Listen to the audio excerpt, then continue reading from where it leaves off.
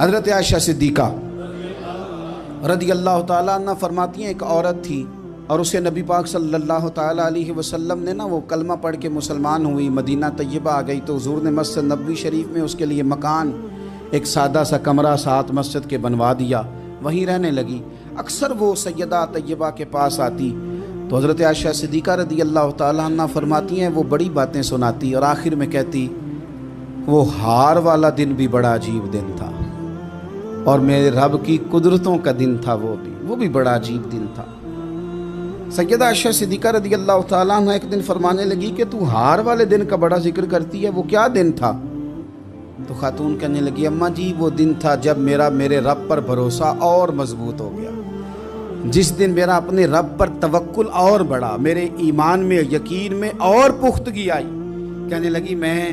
ایک گھر کی کنیز تھی، نوکرانی تھی، اس گھر میں ایک بچی تھی جس کے پاس سونے چاندی ہیرے جواہرات کا ہار تھا۔ اس زمانے میں نا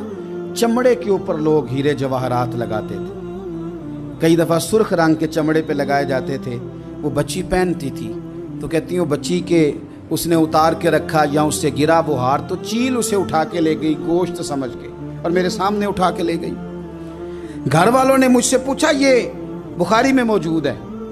گھر والوں نے پوچھا مجھ سے کہ وہ ہار کہاں ہے تو میں نے کہا چیل اٹھا کے لے گئی۔ گھر میں کچھ چوری ہو جائے تو سب سے پہلا الزام کس پہ لگتا ہے؟ ملازمین پہ۔ کہتے انہوں نے مجھے بڑا مارا، بڑی تکلیف تھی، حتیٰ کہ میری شرمگاہ تک کی تلاشی، میری عزت اتنی خراب کی میں بتا نہیں سکتی۔ میں نے اپنی زندگی میں ایک واقعہ دیکھا، ایک امیر گھر میں چوری ہو گئی، ملازم کو اتنا مارا کہ وہ چارپائی پہ پڑ گیا، پولیس والوں سے اتنی مار پروائی گئی کہ وہ بیچارہ چارپائی پہ پڑ گیا اور پھر وہ اتنا بیمار ہوا اور کچھ دنوں کے بعد پتہ چل گیا کہ چور تو اپنا بیٹا ہے ان کا، پھر اس کا انتقال ہو گیا۔ اب وہ سیٹھ صاحب اور گھر والے آ کے نا مرنے والے کے کان میں معافیاں مانگ رہے ہیں، کان میں۔ تو میں نے ان سے پھر کہا تھا کہ یہ تو اب چلا گیا ہے، تمہارا زور چلتا تھا نا تو تم نے قانون خریدا اور تم نے اسے جتنا ہو سکا تم نے اسے مار پڑوائی، تمہارے پاس جو عدالتیں تھیں تم نے وہاں کارروائی کی، اب ایک عدالت قیامت کے دن لگے گی۔ یہ کمزور تھا نا، کچھ کر نہیں سکا۔ میرے نبی پاک صلی اللہ علیہ وسلم نے فرمایا سن لو، اگر سینگ والی بکری نے بغیر سینگ والی بکری کو تکلیف دی ہوگی نا تو قیامت کے دن اسے بھی بدلہ دینا پڑے گا کہ تیرے پاس سینگ تھے اور تو نے اسے مارا تھا۔ وہ خاتون عرض کرتی ہے سیدہ عائشہ کی خدمت میں کہ مجھے بڑا مارا، مجھے تکلیف دی، میں کہہ رہی تھی کہ میرے سامنے چیل لے گئی ہے پر وہ نہیں مان رہے تھے، اماں جی انہوں نے مجھے بڑا مارا۔ حضرت عائشہ صدیقہ کہتی ہیں پھر کیا ہوا؟ کہنے لگی اماں جی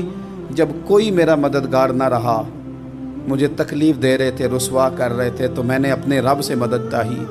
میرے رب کی طرف میں نے توجہ کی، میں نے کہا مالک اب تو ہی میرا مددگار ہے۔